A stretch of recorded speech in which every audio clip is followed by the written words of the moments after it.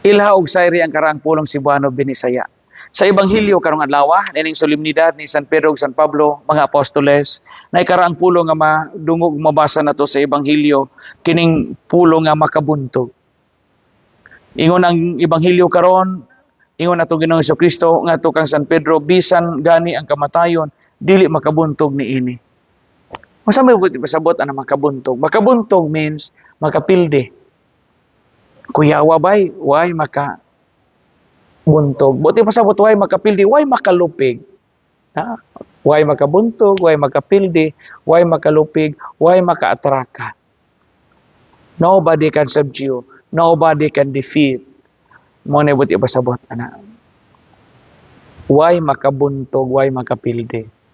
Ang atong pagtuo kinahanglan usab og kalig-on nga diin gitawag kita sa pagbuntog sa mga hagit sa itong pagtuo.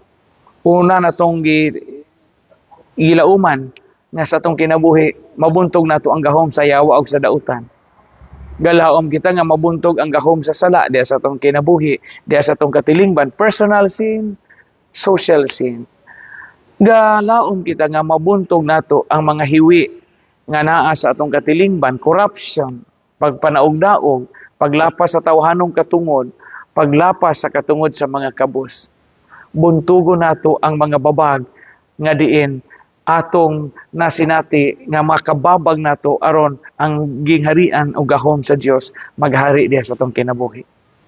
Apil na sa atong pagabinunyagan ang pagbuntog sa kaaway sa Dios, ang pagbuntog sa lingla sa dautan ug ang pagbuntog sa lansi sa yawa nga mo'y makaingon nga di kita makakita sa dalan sa kinabuhi o katarong. Buntuga, hinaot nga makabuntog kita sa gahom sa dautan.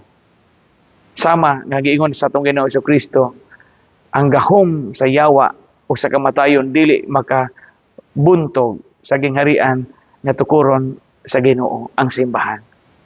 Ilha og sayri ang karaang pulong.